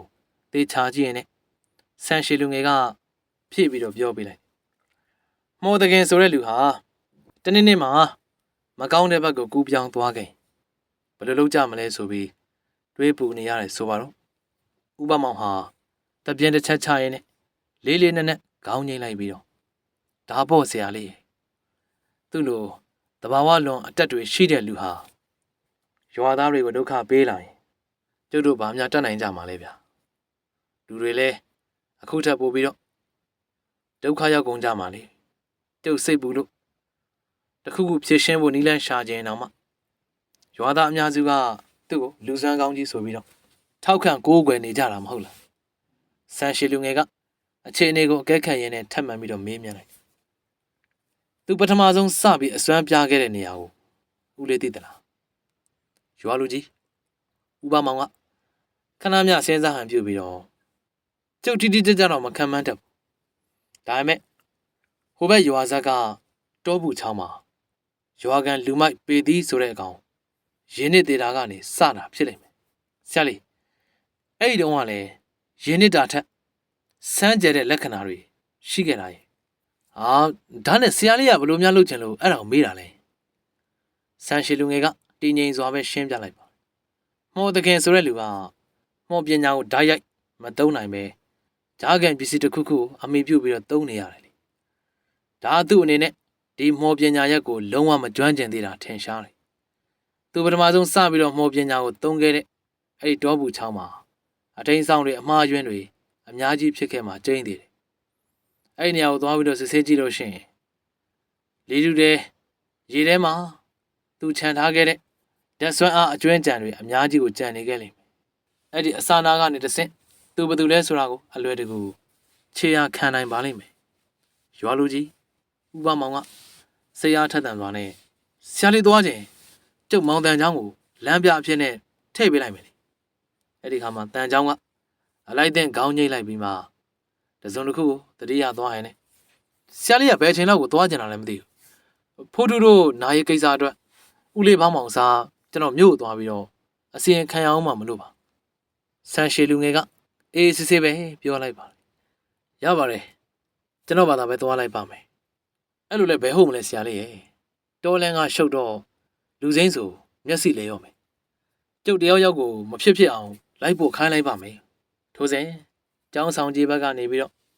စွန်ကြိုင်တယ်လာတဲ့ဖိုးသူတော်လေးကိုလှမ်းမြင်လိုက်ရတယ်ရွာလူကြီးကဖိုးသူတော်လေးကိုမြင်လိုက်တာနဲ့ညလုံးများအယောင်လက်သွားပြီးလှမ်းပြီးတော့ခေါ်လိုက်တော့တယ်သူတော်လေးဒီကိုခဏလာပါအောင်ကွယ်ဖိုးသူတော်လေးမှာကြိုင်ကြီးကိုဆွဲလျက်သားနဲ့ဇရက်စီကိုကုန်းနဲ့ရှောက်လာရင်ဦးလေးပါမောင်ဘာကိစ္စရှိလို့လဲဗျဆရာလေးကိုတော့ကျွန်တော်မနေ့ကတေချာအစီအစဉ်ပေးတယ်နော်အေးပါငါသိပါတယ်ကွာအခုကလေဦးလေးကမင်းကိုအရေးကြီးကိစ္စတစ်ခုခိုင်းမလို့ပါဟုတ်ဘာခိုင်းမလို့လဲဦးလေးအေးဆရာလေးကိုတောဘူးချောင်းဘက်ကိုလမ်းပြအဖြစ်နဲ့လိုက်ဖို့ပေးပါအောင်ကွာဖိုးသူတော်လေးကကျောင်းဘက်ကိုတစ်ချက်လှည့်ကြည့်ရင်းနဲ့ဝေခွဲမရစွာစဉ်းစားနေတယ်ရွာလူကြီးကရိတ်စားမိတာကြောင့်ချက်ချင်းပဲမပူပါနဲ့သူတော်လေးရဲ့ကျောင်းထိုင်ဆရာတော်ဖះကိုဦးလေးပေါင်းမောင်ကိုယ်တိုင်တေချာလျှောက်ထားပေးပါမယ်ဟုတ်ကဲ့ဒါဆိုလည်းပြီးတာပါပဲဒါနဲ့ဆရာလေးကဘယ်အချိန်လောက်ကိုသွားကျင်တာလဲမသိဘူးနော်ဆန်ရှည်လူငယ်ကသူ့ရဲ့အသွေးလေးရတဲ့လက်ချောင်းများကိုအနှဲငယ်လှုပ်ရှားပြီးတော့တွက်ချက်လိုက်ပြီးမှနေနေညကူးပြောင်းတဲ့ညနေစီးစာအချိန်နဲ့မနေ့အာယုံတဲ့ချိန်ဟာလောကီတကားတွေပွင့်တဲ့အချိန်တွေပဲအဲ့ဒီအချိန်တွေမှာလောကတွေကြားကစီးတွေကပါလွာသွားတတ်ကြတာမို့လို့ဓာတ်စွမ်းအားအကျွမ်းကြံတွေကိုအာယုံခံဖို့အကောင်းဆုံးပဲအခုကအာယုံတက်ချိန်ကိုလွန်သွားပြီဆိုတော့ညနေစီးစာအချိန်အမီတောဘူးချောင်းကိုအရောက်သွားကြတာပေါ့ရွာလူကြီးကခေါင်းငိတ်ထောက်ခံရင်းနဲ့ဖိုးသူတော်လေးဘက်ကိုလှည့်ပြီးတော့တောဘူးချောင်းကနည်းနည်းလှမ်းတော့ဆရာလေးကိုနေလေစာကျွေးပေးတာနဲ့ချက်ချင်းပဲလိုက်ဖို့ပေးလိုက်ဟုတ်ပြီလားဟုတ်ကဲ့ဦးလေးကျွန်တော်တည်တည်ချာချာလိုက်ဖို့ပေးလိုက်ပါမယ်အဲဒီနောက်ဖိုးသူတို့နာရီကိစ္စအတွက်အနှဲငယ်များဆက်လက်စကားပြောဆိုပြီးနောက်ရွာလူကြီးနဲ့အတန်းချောင်းတို့ဟာဇရက်ဘောကနေဆင်းပြီးတော့ရွာထဲကိုပြန်လည်ထွက်ခွာသွားကြတယ်ရွာလေလမ်းမပေါ်မှာလူမိုက်တစုကမြင်းများပေါ်ကနေဆင်းပြီးတော့ရွာသားများကိုဝိုင်းရန်ပိတ်ဆို့ပြီးဒေါသတကြီးစီစစ်မေးနေကြတယ်ကျုပ်တို့လူတွေဒီရွာထဲမှာလောင်းချင်းထပ်ပြီးတော့တည်သွားတာမတော်တဆလေပြင်းတိုက်လို့ဆိုတာမျိုးကို ဘသူကယုံပါလဲဗျခမရတို့ရွာသားတွေတခုခုကိုဖုံးကွယ်ထားတာမဟုတ်လားလူမိုက်ကောင်းဆောင်ကမြင်းကုန်းဘက်ကိုလက်ဝါးနဲ့ဖက်ခနဲ့ရရင်နဲ့ဟောဟစ်ကျိမ်းမောင်းတယ်အဲ့ဒီခါမှာဘေးနားမှာရှိတယ်ဗလာတောင်တောင်နဲ့တန်ချောင်းကမခံမရနိုင်ဖြစ်ပြီးတော့ရှေ့ကိုဒေါသတကြီးတိုးထွက်လာတယ်ဟဲ့လူကျုပ်တို့ကလည်းအမှန်တမ်းပြောနေရပဲလေမတိုက်ပဲအပင်လဲကြပြီးပြီတောင်ကျုပ်တို့လည်းနားမလည်နိုင်လို့ပလိတ်တွေကိုအကြောင်းကြားဖို့လုပ်နေတာလာပြီးရန်ကားမနေနဲ့ဘာကွာမင်းကဘာကောင်မလို့ငါ့ကိုလာပြီးတော့စကနာထိုးနေရတယ်လူမိုက်များနဲ့ရွာသားများအကြားအချစ်တင်ဖြစ်ပွားတဲ့များကပုံမဆူညံလာပြီးတော့လေတစ်ခုလုံးတဲမာနေပါအဲ့ဒီလူအုပ်ရဲ့အနောက်ဘက်အကွယ်မှာတော့ဆန်ရှည်လူငယ်နဲ့ဖိုးသူတော်လေးတို့ကငိမ့်သက်စွာနဲ့ရက်ကြည့်နေကြတယ်ဖိုးသူတော်လေးမှာကြောက်လန့်တုန်လှုပ်နေတဲ့ပုံစံမျိုးနဲ့ဆန်ရှည်လူငယ်ရဲ့နောက်ွယ်ကိုပုံကွယ်ရင်းနဲ့လူအုပ်ကြီးကိုမျက်လုံးအဝိုင်းသားနဲ့ကြည့်နေပါတယ်အဲ့ဒီချိန်လမ်းဘေးတစ်ပင်ရဲအောက်မှာချီနှောင်ထားတဲ့နွားနှကောင်မှာရုပ်ချီမျက်လုံးများနေရဲလာပြီးတော့စတင်တောင်းကျမ်းလာတော့နွားများမှာချီထားတဲ့ကြိုးများကိုရုံးကန်ဖျက်ဆီး၍အခြေတင်ဖြစ်နေတဲ့လူအုပ်ကြီးရှိရာကိုဦးကြိုများဝေယံတရှိန်ထိုးပြေးဝင်လာတော့တယ်ဟာနွားတွေလန့်ပြေးလာပြီဗျို့ရှောင်းကြရုတ်တရက်တိုးဝင်လာတဲ့နွားတွေကြောင့်လူမရောရွာသားများပါသွေးပြက်ခြောက်ချားသွားပြီးဘာလို့ရမှမသိဝရုံသုံးကဖြစ်ကုန်ကြထို့စဉ်နောင်ဝေဝေဆိုတဲ့စမ်းကြဲလာတဲ့ကျေးစီတန်တစ်ချက်ကလေတူကိုဖြတ်တန်းပြီးတော့ရွာလေလမ်းမတစ်ခုလုံးကိုဟိန်းထွက်လာအဲ့ဒီတန်းမှာကြားရသူတိုင်းရဲ့ဒေါသနဲ့အကြောက်တရားကိုရေခဲရေနဲ့ပတ်ဖြန်းလိုက်တဲ့လို့ရုပ်ချီငိမ့်အေးသွားစေတယ်လူအုပ်ကိုပြေးခွဲဖို့လက်မအနေငယ်သာလိုတော့တဲ့နွားနှကောင်မှာခြေလမ်းများချက်ချင်းကိုရက်တန့်သွားတယ်မျက်လုံးအတွင်းကမူမမှန်နဲ့သွေးရောင်များကွဲပြောက်သွားပြီးတော့ပုံမှန်အတိုင်းပြန်လဲအေးချမ်းသွားတယ်နွားနှကောင်မှာလူအုပ်ကြီးကိုတာမန်အတိုင်းဘေးကနေရှောင်ကွင်းပြီးတော့အေးအေးလူရှောက်သွားကြတယ်လူမိုက်များနဲ့ရွာသားများမှာတုန်လှုပ်နေတဲ့စိတ်ကိုအတင်းထင်းရင်းနဲ့အတန်လာရာကိုလှည့်ကြည့်လိုက်တဲ့အခါမှာလက်ထဲမှာကျေးစီလေးကိုကင်ဆောင်ထားတဲ့ဆန်ရှည်လူထူးဆန်းကိုတွေ့လိုက်ကြရတယ်ဘေးနားမှာရှိတဲ့ဖိုးသူတော်လေးမှာကျေးစီတန်ကြောင့်အနေငယ်မျက်မှောင်ကျုပ်ပြီးမင်သက်သွားရဟန်ရှိပါတယ်သို့တော့ချက်ချင်းပဲဘာမှနားမလဲသလိုဆန်ရှည်လူငယ်ကိုမော့ကြည့်ပြီးတော့တီတိုမေးလိုက်တယ်ဆရာလေးအဲ့ဒါဘာအစွမ်းလဲနွားတွေကရုတ်တရက်ကြီးဘာဖြစ်သွားတာလဲဆန်ရှည်လူငယ်ကဖိုးသူတော်လေးကိုချက်ချင်းပြန်မဖြေပဲခဲပဲစူးစိုက်ကြည့်လိုက်ရင်နဲ့နွားတွေကလှုံ့ဆော်မှုတစ်ခုခုကြောင့်စိတ်ရိုင်းဝင်သွားတာပဲကြီးစီကတော့ဘာလောကီအစွမ်းမှမပါပါဘူးဒီလိုตาရငိမ့်ချောင်းတဲ့အတန်လှမ်းမျိုးကိုကြားလိုက်ရရင်အုံနောက်ကတွေးနေတဲ့အတွေးတွေကိုခဏရက်ပစ်လိုက်တယ်ဒေါသတွေစိုးရင်ပူပန်မှုတွေနဲ့အလှုပ်ရှုပ်နေတဲ့အတွေးတွေကိုတရားထိုင်နေသလိုမျိုးအေးချမ်းတဲ့အခြေအနေတွေကိုအတင်းဆွဲခေါ်သွားတာပဲကြီးစီလေးကို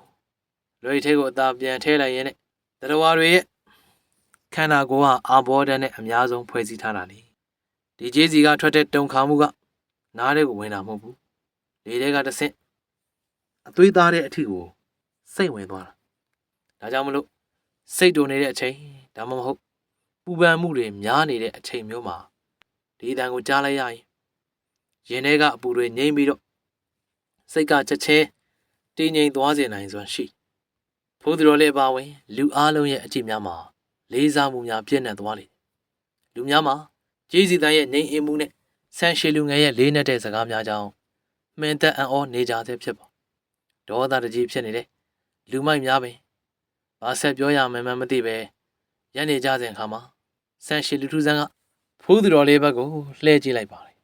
ကဲသူတော်လေးကျုပ်တို့လည်းသွားစရာရှိတာဆက်သွားကြစို့နေမဝင်ခင်ချောင်းဆက်ကိုရောက်မှအဆင်ပြေမယ်ဟုတ်ကဲ့ဆရာလေးဖိုးသူတော်လေးကဇဝေဇဝါမျက်နှာပေးနဲ့ပဲ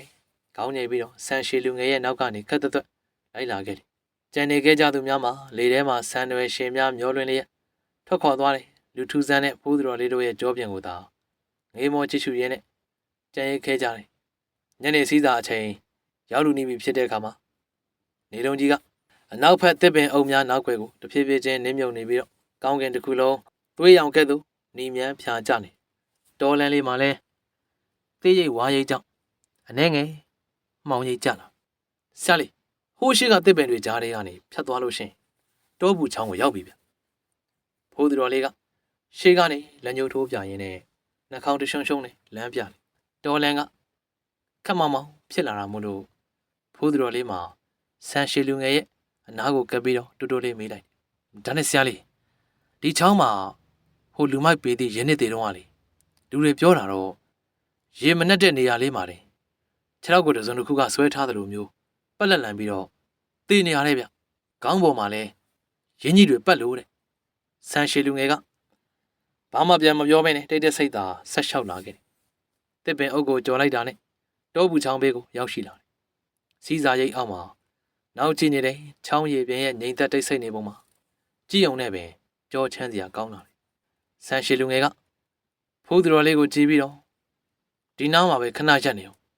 အဲ့လိုခက်အေးအေးပြောလိုက်ပါတယ်အဲဒီနောက်ချောင်းဆက်ကိုချင်းချင်းစွာတိုးကပ်သွားပြီးတော့ရေပြင်ကိုစိုက်ကြည့်လိုက်တယ်ရေဆက်နားမှာပေါက်ရောက်နေတဲ့တစ်ပင်များကိုကြည့်ပြီးတော့ခဏတာတိတ်ဆိတ်သွားတယ်ဆရာလေးဘာထူးကြတာတွေ့လဲဖိုးသူတော်လေးကအနားကိုတိုးကပ်လာပြီးတော့ခေါင်းကိုကုတ်ရင်းတီတို့မေးလိုက်ပါဆန်ရှည်လူငယ်ကလေးလူကိုအာယုံခံရင်းနဲ့ခဲအေးပင်ပြန်ဖြေလိုက်ပါဘာမှမတွေ့ဘူးဒါမဲ့ဘာမှမတွေ့ရတာကထူးခြားလို့နေသူစကားကြောင့်ဖိုးသူတော်လေးမှာပို့ပြီးတော့ပင်ကြောင်အန်းဖြစ်သွားရတယ်အမှန်တော့စီးသားချိန်မှာဒီနေရာမှာဓာတ်အကျွမ်းကြံတချို့ရှိနေရမှာဖြစ်ပေမဲ့လေအခုတော့လေးလူတစ်ခုလုံးမှာကြည်လင်တန့်စင်လုံးနေပါတယ်ထို့စဉ်ဆန်ရှည်လူထုဇက်ရဲ့အကြည့်များကချောင်းဆက်မြရိုင်းတော်အနီးမှာရပ်ထားတယ်လှေငယ်လေးစီကိုရောက်ရှိသွားတယ်လှေငယ်ကိုစူးစိုင်းကြည့်လိုက်ပြီးတော့ဖိုးသူတော်လေးဘက်ကိုလှည့်ပြီးတော့ဂုံးပေါ်မှာအဖြေမရှိရင်ရေထဲဆင်းပြီးတော့အဖြေရှားတော့ညနေစီးစာရဲ့နေရာအောက်မှာအနောက်ရက်ကိုတိုးဝင်ပြောက်ွယ်သွားပြီးချောင်းရေပြင်ထက်မှာလှေငယ်တစ်စင်းရွေတရားနေပါတယ်လှေဦးထိပ်မှာစပင်ရှင်များဖြာကျနေတဲ့လူငယ်တယောက်ထိုင်နေပြီးတော့ဖိုးသူတော်လေးမှာနောက်ကလှေလွန်ပေးနေပါပတ်ဝန်းကျင်မှာလေငိန်နေရာကြောင့်မှောင်ရိပ်ကြကတိတ်ဆိတ်လျက်ရှိဆန်ရှည်လူငယ်ကလက်တစ်ဖက်ကိုရေထဲချပြီးတော့လက်ခုပ်ထဲရေအနှဲငယ်ခတ်ယူလိုက်ပါရေစက်များမှာလက်ချောင်းကြားကနေပြန်စီးကြနေပြီးလူငယ်ကတော့ဂါတာတချို့ကိုတိုးတိုးတိတ်တိတ်ရွတ်စွနေပါနောက်ကနေလေတော်နေတဲ့ဖိုးသူတော်လေးကဆရာလေးတခုခုထူးကြတာတွေ့ပြီလားအဲ့လိုမေးလိုက်ပြန်တယ်ဆန်ရှည်လူငယ်ကနောက်ကိုလှည့်မကြည့်ပဲအင်းဟူပြီးတော့သာဖြေလိုက်တယ်အဲ့နောက်မှိတ်ထားတဲ့မျက်ဝန်းများကိုပြန်ဖွင့်လိုက်ပြီးကောင်းကင်ကိုမောကြည့်ကသူတော်လေးအဲ့ဒါလွှမ်းမိုးနေတယ်မလားဆန်ရှည်လူထုဆန်းရဲ့စကားကြောင့်လှေလော်နေတဲ့ဖိုးသူတော်လေးမှာနားမလည်နိုင်ဖြစ်သွားတယ်ဆရာလေးကဘာကိုပြောတာလဲဗျဆန်ရှည်လူငယ်ကဖိုးသူတော်လေးကိုမျက်လုံးချင်းစုံအောင်စူးစိုက်ကြည့်လိုက်ပြီးတော့တကယ်တော့ဇေယျပေါ်မှာစွန်းကြိုင်းလာဖို့ကလေးကမောင်ရင်ကိုကြုတ်တတိထားမိတာပါဖိုးသူတော်ဆိုပေအောင်တော့မြေပြင်ပေါ်မှာခြေပလာနဲ့အမြဲတမ်းရှောက်သွားနေစရာမလိုမလားမူလမော်ပညာရဲ့ပထဝီဓာတ်ကိုမြေကြီးတွေကနေဓာတ်ရိုက်စုပ်ယူကြင်ကြံတဲ့သူဆိုရင်တမျိုးပေါ့ဆန်ရှည်လူငယ်ရဲ့စကားကြောင့်ဖိုးသူတော်လေးမှာအနေငယ်များမျက်နှာပြတ်သွားပေမဲ့လေအပြစ်ကင်းစင်ဟန်အမှုအရာကိုချက်ချင်းပြန်ပြောင်းလိုက်ပါဆရာလေးရဲ့ကျွန်တော်ဆင်းရဲလို့ခြေပလာနဲ့နေမိတာကြောင့်ပဲကျွန်တော်ကမှော်တခင်ဖြစ်သွားရောလားဗျဆန်ရှည်လူငယ်ကလေထဲမှာလွင်မျောနေတဲ့ဆန်တွေတို့လက်များနဲ့အသားရတက်တင်လိုက်ရင်းနဲ့မောင်ရဲ့ခြေပေါ်မှာစားပွင့်အမုံလေးတွေကတ်နေရကိုမြင်တယ်စားရည်နဲ့ခြေထောက်စိန်တာကျမ်းမာရေးအတွက်အာနိသင်ရှိတာကိုလူတိုင်းသိကြပါမယ်တခြားသုံးလို့ရတဲ့နေရာတစ်ခုရှိသေးတာကိုတော့လူသိနေကြတယ်အဲ့ဒါကမတန့်စင်တဲ့ဓာတ်စွမ်းအားတွေကိုခန္ဓာကိုယ်ထဲကနေစုပ်ယူခြေဖြတ်ဖြစ်တဲ့နေရာပဲဒါကိုမှော်တက်ကိုလိုက်စားနေစေဖြစ်တယ်မှော်ပညာရှင်လေးတွေအဓိကသုံးတဲ့ကြဘာလို့လဲဆိုတော့သူတို့မှော်ပညာကိုထုတ်သုံးလိုက်မှာခန္ဓာကိုယ်လေးကိုစီးဝင်လာတဲ့မတန့်စင်တဲ့ဓာတ်စွမ်းအားတွေကကြံ့ရစ်ခဲ့တယ်လို့ပဲဆန်ရှည်လူငယ်ကတည်ငြိမ်စွာနဲ့စီးဆင်းနေတဲ့ချောင်းရည်ပင်ကိုအသားအရစူးစိုက်ကြည့်လိုက်ပြီးနောက်စကားကိုဆက်လိုက်တယ်ပူပြီးတေချာသွားတာကတော့အခုတောဘူးချောင်းဆက်ကိုရောက်တော့လေတွေကမှော်ဓာတ်အကျွမ်းကြံတွေကိုမောင်ရင်တိတ်တဆိတ်ပြန်စုပ်ယူလိုက်တဲ့အချိန်ပဲမှော်ပညာဆိုတာသဘာဝတရားကြီးကနေလာတာမို့လို့ လူကိုလှည့်စားနိုင်ရင်တောင်သဘာဝတရားကိုတော့ဘယ်လို့မှမလှည့်စားနိုင်ပါဘူး။မောင်ရင်ဓာတ်အကျွင်းကြံတွေကိုစုပ်ယူနေတဲ့အချိန်မှာပတ်ဝန်းကျင်ကတေးရွက်တွေအားလုံးကလေလန်းချောင်းကိုဆန့်ကျင်ပြီးတော့မောင်ရင်ဘက်ကိုပဲဥတီရိမ့်ရွက်နေခဲ့ကြတယ်လေ။ဒါကိုအတီးပြုတ်ဖို့အတွက်ရေထဲမှာထပ်ပြီးတော့စစ်ဆေးခဲ့တာပေါ့။ထင်းတဲ့အတိုင်းပဲကျုပ်လက်ခုပ်ထဲကကောက်ယူလိုက်တယ်ရေစက်တွေကသူတော်လေးရဲ့ဘက်ကိုပဲတိတိတတ်တာလိုက်ရင်ကုန်ကြတယ်။ဒါဟာသဘာဝတရားကပေးလိုက်တဲ့တုံ့ပြန်မှုအဖြစ်ပဲ။ဆန်ရှည်လူထုဆိုင်ရဲ့အကြမကြထောက်ပြချက်များအောက်မှာလေထုမှာခဏတာတိတ်ဆိတ်သွားတယ်။ချောင်းအလဲမှာလှေငယ်လေးမှာရက်တက်နေပြီးတော့လှေဝမ်းထဲမှာလူနှစ်ယောက်ဘာစကားမှမပြောဘဲတအုပ်ကိုတအုပ်စိုက်ကြည့်နေတယ်။ချောင်းရည်ထဲမှာတော့လှော်တက်ကလေးမှာနှစ်လိုက်ပေါ်လိုက်ဖြစ်ပြီးတော့ရေစီးတိုင်းမျောပါသွားလိမ့်မယ်။ဖိုးသူတော်လေးမှာဆန်ရှည်လူထုဆန်းကိုစိုက်ကြည့်ရင်လည်းရိုးသားဖြူစင်တဲ့မျက်နှာပေးကနေရင့်ကျက်တဲ့ပညာရှင်တဦးရဲ့အမူအရာကိုရုပ်ချီးပြောင်းလဲသွားခဲ့တယ်။သူကတပြင်းရှိကြီးတစ်ချက်ကိုနှိကွေးစွာမှုတ်ထုတ်လိုက်ပြီးတော့ဆရာလေးလိုပညာရှင်မျိုးကကျုပ်ကိုရိပ်မိလိမ့်မယ်လို့ထင်တော့ထင်တာ။ဒါပေမဲ့ဒီလောက်ထိအသေးစိတ်ခြေရခံနိုင်လိမ့်မယ်လို့တော့မတွက်ထားမိဘူး။သူ့ရဲ့လေတံဟာတာမန်ចောင်းသားလေးတဦးရဲ့လေတံမဟုတ်တော့ပဲလေးနဲ့တီးကြည့်နေပါလေ။ကျုပ်မှာတခြားမကောင်းတဲ့ရွေးချက်မရှိပါဘူးဆရာလေး။ကျုပ်ကိုယ်တိုင်လည်းဒီရွာသားပဲ။လောဘစောတိုက်ပြီးတော့အနိုင်ကျင့်တတ်တဲ့ဖိုးထူးတို့လိုလူမိုက်တွေကြောင်းရိုးသားတဲ့ဥဆန်ဘွားတို့မိသားစုလိုလူတွေမတရားခံရမှာဆိုလို့ကျုပ်မထင်မှတ်ပဲလေးလာထားတဲ့မူလမော်ပညာနဲ့ကဲတင်ခဲ့တာပါမကောင်းသူပဲကောင်းသူကဲလို့တဲ့စိတ်တစ်ခုပဲကျုပ်မှရှိတယ်ဆန်ရှည်လူငယ်ကဖိုးသူတော်လေးကိုဂယုဏမျက်ဝန်းနဲ့ကြည့်လိုက်ပြီးတော့ခေါင်းကိုအသားရခါရမ်းလိုက်တယ်သူတော်လေးရဲ့စေတနာကိုမကန့်ကွက်ပါဘူးဒါပေမဲ့တတိမထားမိတဲ့အချက်တစ်ခုရှိတယ်မင်းအနေနဲ့လူဆိုးတွေကိုတတ်ဖြတ်ပြီးစီရင်လိုက်တိုင်းစိတ်ဝိညာဉ်ကအမောင်တုတွေကိုတလန့်ချင်းကြာဆင်းသွားရလိမ့်နောက်ဆုံးကြရင်တော့ကိုယ်တိုင်အမှားမှန်မခွဲခြားနိုင်တော့တဲ့သွေးစာနေတဲ့ပညာသည်တူဖြစ်သွားလိမ့်မယ်ဒါဟာလောကရဲ့သစ္စာတရားပဲအဲ့ဒီစကားကြောင့်ဖိုးသူတော်လေးရဲ့မျက်ဝန်းများပြူးကျဲပြီးတော့အံ့ဩတုန်လှုပ်သွားတယ်ဆန်ရှည်လူငယ်ကစကားကိုအေးဆေးစွာဆက်လိုက်တယ်မော်ပညာကိုသုံးလိုက်တိုင်းရင်ဘတ်ထဲကနေတင်းတက်ပြီးအသက်ရှူမဝသလိုခံစားနေရတယ်မလားညတိုင်းလဲအိမ်မက်ဆိုးတွေမှတ်နေရလိမ့်ဆရာလေး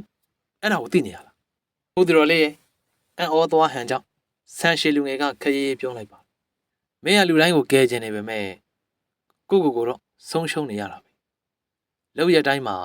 အကျိုးဆက်ဆိုတာရှိတယ်မင်းကိုမင်းမှောသခင်လို့ထင်နေပေမဲ့တကယ်တော့မင်းက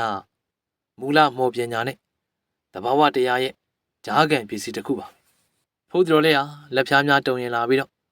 ဆန်ရှည်လူထုဆိုင်ရဲ့ရှေ့မှောက်မှာဒူးထောက်ထိုင်ချလိုက်ပါတယ်ကျုပ်လမ်းမရောက်နေခဲ့တာပဲကျုပ်ဘာဆက်လို့ရမလဲဆရာလေးကျုပ်ကိုလမ်းမှန်ပြပေးပါဦးဆန်ရှည်လူငယ်ကဒူးထောက်နေတဲ့ဖိုးသူတော်လေးရဲ့ပခုံးကိုအသားရပုတ်ပေးလိုက်ရင်းနဲ့သူတော်လေးမှာဓာတ်ခံကကောင်းပြီးသားပါအဓိကစိတ်ကိုတန့်စင်ဖို့ပဲလိုနေတာမော်အတက်ကိုဖျက်ဆီးဖို့မသုံးပဲလောကကိုစောင့်ရှောက်တဲ့နေရာမှာပဲသုံးရမယ်လောကပါဠတရားနဲ့ညီညွတ်တဲ့ကမ္မအမှုကိုပြုဖို့ငါနဲ့တူအချိန်တစ်ခုကြာလိုက်ခဲ့ရလိမ့်မယ်ဖိုးသူတော်လေးမှာမျက်ရည်များဝဲပြီးတော့ဆန်ရှည်လူငယ်ရဲ့ခြေဖမိုးပေါ်ကိုဦးချကြောလိုက်ပြီးလေးလေးနက်နက်ပြောလိုက်ပါကျုပ်ဆရာလေးရဲ့နောက်ကိုလိုက်ပါခဲ့ပါမယ်အခုချိန်မှာငြိမ်သက်နေတဲ့တောဘူးချောင်းရေပြင်မှာရုပ်ချီးပင်ဝဲကရကြီးများလဲပတ်လာပြီးလှေငယ်လေးမှာဝဲကရအချိန်ကြောင့်ရင်ထိုးလှုပ်ခတ်သွားတယ်တောအုပ်တစ်ခုလုံးလေပြင်းများတဟူးတိုက်ခတ်လာပြီးတော့ဆန်ရှည်လူငယ်ရဲ့ဆန်တွေရှည်များနေဖိုးသူတော်လေးရဲ့ဝဲယုံစားများမှာလေထဲမှာလွင့်ပြန်သွားပါတယ်အဲ့ဒီလေများနဲ့အတူဖိုးသူတော်လေးရဲ့နောက်ွယ်မှာရှိတဲ့လေထုတွေကမပြတ်မသားဖြစ်နေတဲ့ကြီးမားထဲဝါလာတဲ့ပုံရိပ်ကြီးကတဖြည်းဖြည်းချင်းကိုထွက်ပေါ်လာတယ်သို့တော့ရခင်ကလို့မောက်မာတဲ့အကြည့်မျိုးမဟုတ်တော့ပဲဆန်ရှည်လူထုစန်းကိုလေးနဲ့တဲ့အမူအရာနဲ့စိုက်ကြည့်ပြီးတော့ခေါင်းကိုဖြင်းချင်းစွာညှိပ်ပြလိုက်ပါမကောင်းမှုကိုမကောင်းမှုချင်းတုံ့ပြန်ရင်ကိုယ်တိုင်လဲအမောင်ထဲမှာနေရမယ်ဆိုတာမှန်ကောင်းမှန်လိမ့်မယ်ဒါမဲ့ဒီကောင်လေးရဲ့ရင်ထဲကစေတနာဟာ လောကကိုကယ်တင်ခြင်းနဲ့အဖြူတဲ့တက်တက်ပဲငါရဲ့အရှိန်ဝါကသူ့ကိုဝါမျောတာမဟုတ်ဘူးသူ့ရဲ့ဖြူစင်မှုကသာငါရဲ့မူလမော်စွမ်းအင်ကိုနှိုးဆွာခဲ့တာအခုတင်ကသူ့ကိုလမ်းမှန်ပြနိုင်မယ်ဆိုရင်ငါရဲ့အဆောင်လျှောက်တာဝန်လဲပြီးမြောက်ပြီအဲဒီနောက်သူ့အကြည့်များကဖိုးသူတော်လေးထံကိုကြားရောက်သွားပြီးခေတ္တများစိုက်ကြည့်နေတယ်မှတ်ထားပါဆက်ခံသူလေးကြီးမားတဲ့စွမ်းအားနောက်မှာကြီးမြတ်တဲ့တာဝန်ဆိုတာရှိစေမြဲပဲမူလမော်ပညာကလက်နဲ့တစ်ခုမဟုတ်ဘူးဆိုတာမှတ်ထားပါဖိုးသူတော်လေးကပုံရိပ်ကြီးကိုလေးလေးစားစားဥညွှတ်လိုက်ပါတယ်ကျွန်တော်အသက်နဲ့ထပ်တူအဆောင်လျှောက်ကြီးရဲ့စကားတွေကိုမှတ်သားထားပါမယ်အဆောင်လျှောက်ပုံရိပ်ကြီးမှာဆန်ရှည်လူထူးဆန်းကိုဘာစကားမှမဆိုပဲစူးစူးနစ်နစ်တစ်ချက်စိုက်ကြည့်လိုက်တယ်သူ့ဟန်ပန်မှာမူလမော်ပညာကိုလမ်းမှန်ပေါ်ကိုပို့ဆောင်ပေးမဲ့ပုဂ္ဂိုလ်အတူကိုရှာဖွေတွေ့ရှိသွားတာကြောင့်စိတ်အေးသွားတဲ့အလားပင်အဲဒီနောက်ဝဲကရများနဲ့လေပြင်းများမှာရုပ်ချီးပင်ပြန်လည်ငြိမ်သက်သွားပြီးပုံရိပ်ကြီးဟာလည်းလေထဲမှာမျောလွင့်ပြောက်ကွယ်သွားတော့တယ်ဆန်ရှည်လူငယ်ကသူ့ရဲ့လွယ်အိတ်အဟောင်းလေးတွေကိုလက်နိုင်ပြီးတော့တစုံတစ်ခုကိုထုတ်ယူလိုက်ပါတယ်၎င်းမှာအချိန်ကာလကြာမြင့်မှုကြောင့်အနှဲငယ်မှေးမိန်နေပေမဲ့လည်းအနာသက်များမှာစမ်းကျဲတဲ့အင်းခွက်လိုင်းများထွင်းထူထားတဲ့လက်တော်ခန့်အရွယ်စားရှိတယ်။ကျေးစီလေးတစ်ခုဖြစ်ပါတယ်။ဆန်ရှည်လူငယ်ကအဲ့ဒီကျေးစီလေးကိုဖိုးသူတော်လေးရဲ့တုံရင်နေတဲ့လက်ဖြားများပေါ်ကိုအသာအရာတင်ပေးလိုက်တယ်။ဒါကဘာလဲရင်ဆရာလေး။ဖိုးသူတော်လေးကကျေးစီလေးကိုငုံကြည့်ရဲနဲ့ဇဝေဇဝါနဲ့မေးလိုက်ပါတယ်။ဆန်ရှည်လူငယ်ကခေးအေးပဲပြုံးလိုက်ရင်နဲ့ဒါဟာလောကကိုအမျှဝေးတဲ့နေရာမှာသုံးတဲ့ကျေးစီလေးပဲသူတော်လေးကမူလမော်ပညာကိုစက္ကန့်ထားသူဆိုတော့နောက်ကြရင်မော်တက်ကိုထုတ်သုံးပြီးတိုင်းလောကတွေကဝေနေရတတဝါတွေကိုဒီကျေးစီလေးတီးပြီးတော့မေတ္တာဖို့အမျှဝေပေးရမယ်ကျေးစီတန်ရဲ့တုံခါမှုကမင်းရဲ့ခန္ဓာကိုယ်တွေကညှဉ်းနှွမ်းနေတဲ့ဓာတ်တွေကိုဆေးကြောတန်းစင်ပေးလိုက်ဆန်ရှည်လူငယ်ကစကားကိုခဏရပ်ပြီးဖိုးသူတော်လေးကိုစူးစိုက်ကြည့်လိုက်ပြီးတော့ဒီနေ့ကစပြီး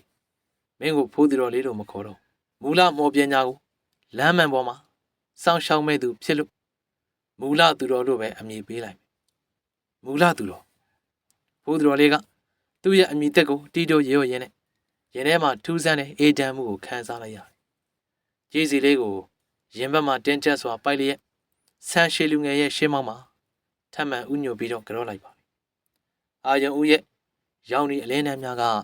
စီးဆင်းနေတဲ့တောဘူးချောင်းရေပြင်ကျဲထက်ကိုဖြာချလျက်ရှိရေစီးကြောင်အတိုင်းလှေငယ်လေးတစ်စင်းမှာတဖြည်းဖြည်းချင်းရွေ့လျားလို့နေပါတယ်လှေဥထိပ်မှာလေထဲမှာဆန်ရွယ်ရှည်များဝဲဖြာကျနေတဲ့လူထူးဆန်းကလောကကြီးကိုငေးမောရင်းနဲ့မရပ်နေလေတယ်သူ့ရဲ့နောက်ွယ်မှာတော့ဝေယုံဖြူစလွယ်တိုင်းနဲ့ဖိုးသူတော်လေးတယောက်ကလှော်တက်ကိုဆုပ်ကန်ရင်းနဲ့လှေငယ်လေးရွေ့လျားနိုင်ဖို့အားဆိုင်ပြီးတော့လော်ခတ်ပေးနေပါနေရောင်အလင်းကခန္ဓာကိုယ်ပေါ်ကိုဖြာကျလာချိန်မှာသူ့ရဲ့ခါးကြားမှာရှိတဲ့ကျေးစီလေးမှာတော့ဖြက်ခနဲ့အလင်းတစ်ချက်တောက်ပသွားလေသူတို့နှစ်ဦးရဲ့ဥတီယာကတော့တန်ရောစင်နဲ့အာဂါဒတို့ရှုပ်ထွေးလာတဲ့ရွာကလေးစီကိုမဟုတ်တော့ပဲပုံမိုနဲ့ဆန်းကျဲလာတယ်အဆုံးမရှိတဲ့မိုးကုတ်ဇဝိုင်းကြီးစီကိုသာကိုဇော်တည်မန် channel ကနေပရိသတ်တွေအတွက်ဒီတစ်ခေါက်မှာတင်ဆက်ပေးခဲ့တဲ့ဇာတ်လမ်းလေးကတော့စာရေးသူမင်းခမ်းသွင်ရေးသားထားတဲ့ဆန်ရှည်လူထူးဆန်းနဲ့ရှေးဟောင်းမူလမှော်လို့အမည်ရတယ်စိတ်ဝင်စားဖွယ်ရာဇာတ်လမ်းလေးအစဆုံးကိုတင်ဆက်ပေးခဲ့တာဖြစ်ပါတယ်နောက်တစ်ခေါက်မှာလည်းဒီထက်ပိုစိတ်ဝင်စားစရာကောင်းတဲ့ဇာတ်လမ်းကောင်းတွေကိုရွေးချယ်ပြီးတော့တင်ဆက်ပေးသွားမှာဖြစ်လို့စောင့်မျှော်အားပေးနားဆင်ကြပါအောင်ခင်ဗျနားဆင်အားပေးခဲ့ကြတဲ့ပရိသတ်တယောက်ချင်းစီကိုကျေးဇူးအထူးပဲတင်ပါတယ်ပရိသတ်များလုံးပဲစိတ်ချမ်းသာခြင်းကိုယ်ကျမ်းမာခြင်းနဲ့ပြည့်စုံနိုင်ကြပြီးတော့ဆန္ဒနဲ့ဘဝတွေထပ်တူကြနိုင်ကြပါစေခင်ဗျ